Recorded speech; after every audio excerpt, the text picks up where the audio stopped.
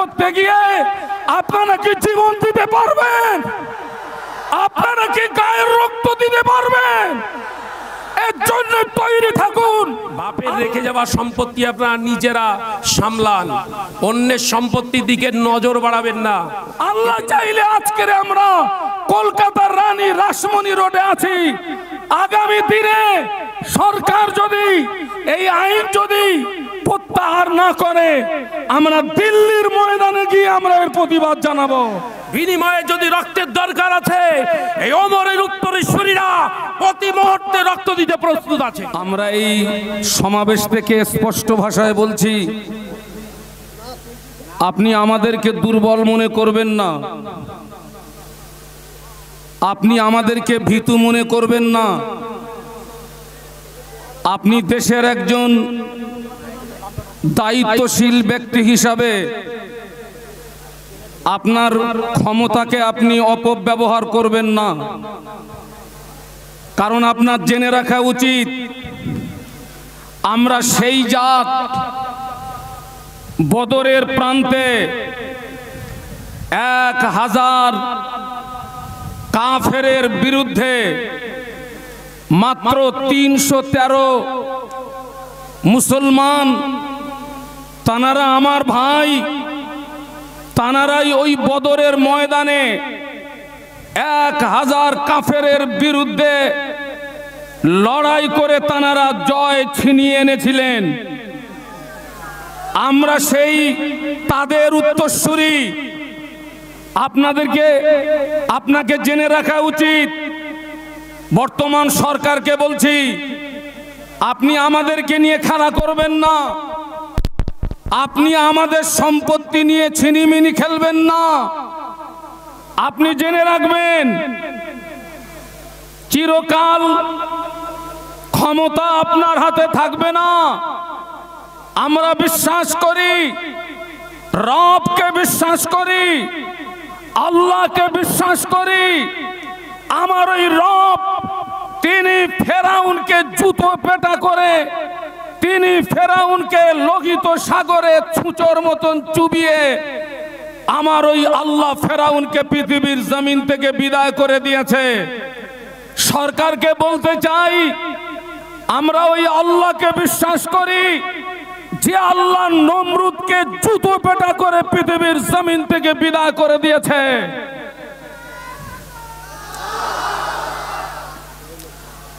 আমরা আপনাকে হুঁশিয়ার করে দিতে চাই, আমরা সেই জাত। আপনি মনে রাখবেন, আপনি আমাদেরকে খেপিয়ে তুলবেন, আপনি আমাদেরকে ভয় দেখাবেন, আপনি আমাদেরকে ক্ষমতার জোর দেখাবেন। আপনাকে হুঁশিয়ার করে দিতে চাই, আমাদের এ লড়াই হচ্ছে ঈমানি লড়াই।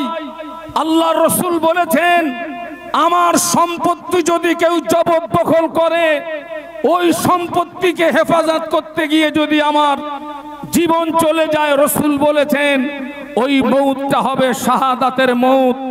আজকের এতগুলো মানুষ এখানে আছেন, পীরজাদা তোহা সিদ্দিকী হুজুরের ডাকে আমরা এখানে এসেছি। আপনারা কি তৈরি আছেন এই ওয়াকফ সম্পত্তিকে হেফাজত করতে গিয়ে? আপনারা কি জীবন দিতে পারবেন? আপনারা কি গায়ের রক্ত দিতে পারবেন? এর জন্য তৈরি থাকুন। আল্লাহ চাইলে আজকের আমরা কলকাতার রানী রাসমণি রোডে আছি। আগামী দিনে সরকার যদি এই আইন যদি প্রত্যাহার না করে, আমরা দিল্লির ময়দানে গিয়ে আমরা এর প্রতিবাদ জানাবো। দিল্লির ময়দানে গিয়ে আমরা লড়াই করব। আপনারা কি তৈরি আছেন? দু হাত তুলে দেখান, আল্লাহকে সাক্ষী রেখে বলুন, আল্লাহ, আমরা আমাদের সম্পত্তি রক্ষার জন্য তৈরি আছি। আপনি আমাদেরকে মদদ দিন। আল্লাহ, আপনি আমাদেরকে আসমান থেকে সাহায্য করুন। মুসলমান যখন সালাম দেবে, সেই সালামের জবাবটা স্বতঃস্ফূর্তভাবে দিতে হবে।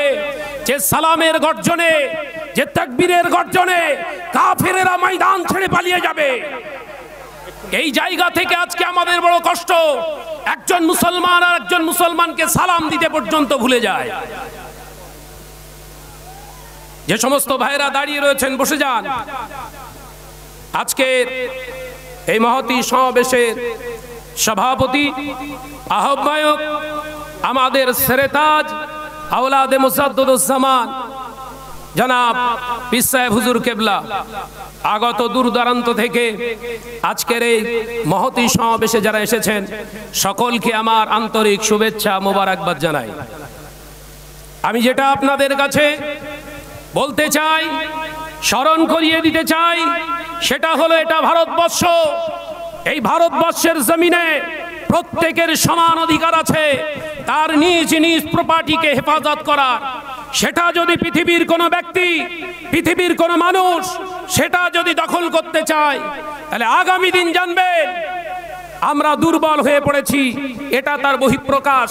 কিন্তু আজকে আমরা ঐক্যবদ্ধ, আমরা প্রকৃতপক্ষে আজকে ঐক্যের জায়গা থেকে এটাই এই সমাজদ্রোহী মানুষদেরকে জানাতে চাই, যারা অন্যের সম্পত্তিকে দখল করতে চায় সাবধান হয়ে যাও। এরা সেই ওমরের উত্তরসূরি, এরা সেই শেরে খোদা আলীর উত্তরসূরি। নিজেদের জানের কোনো পরোয়া রাখে না, নিজেদের জীবনকে বাজি রেখেও এদের ন্যায্য অধিকারটা কি করে আদায় করতে হয় এ জাতি সর্বস্তরে এরা জানে। তাই আমরা যেটা আমাদের বোঝার দরকার, আমাদের পূর্বপুরুষেরা যে আমাদের জন্য ওয়াকফে লিল্লাহে আল্লাহর রাস্তায় আমাদের জন্য আমাদের সম্পত্তি রেখে গেছে, সেই সম্পত্তি যারা দখল করতে চায় তাদের স্মরণ করিয়ে দিতে চাই, বাপের রেখে যাওয়া সম্পত্তি আপনারা নিজেরা সামলান, অন্যের সম্পত্তির দিকে নজর বাড়াবেন না, এতে নিজের চোখ কানা হয়ে যাওয়ার সম্ভাবনা আছে। কথা ঠিক না ভুল জোরে বলেন?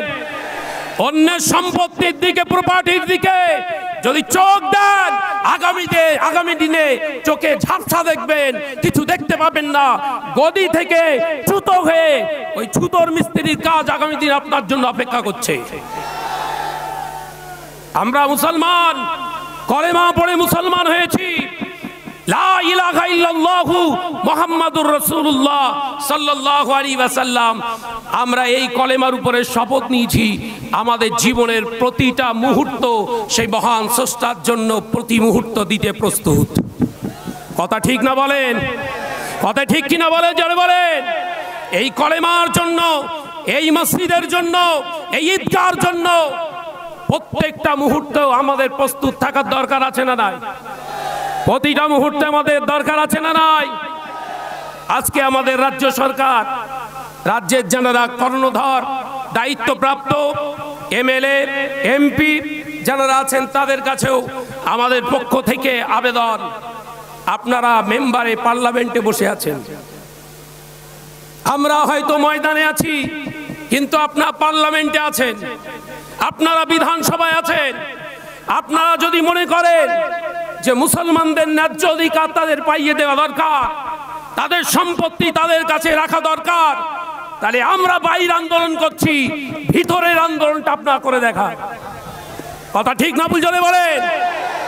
বিনিময়ে যদি রক্তের দরকার আছে, এই ওমরের উত্তরসূরিরা প্রতি মুহূর্তে রক্ত দিতে প্রস্তুত আছে। আল্লাহ পাক আমাদের ঐক্যের সঙ্গে এই অন্যায়, এই জালিমের বিরুদ্ধে সোচ্চার হওয়ার আল্লাহ তৌফিক দান করেন, বলুন আমিন। আরো জোরে বলি আল্লাহুম্মা আমিন। পীরজাদা হুজুর কেবলা এবং আমাদের পীর সাহেব হুজুর কেবলা এসেছেন, সকলকে আবারও একবার আন্তরিক মোবারকবাদ জানিয়ে আমি আমার সংক্ষিপ্ত বক্তব্য শেষ করলাম। আসসালামু আলাইকুম ওয়া রাহমাতুল্লাহ।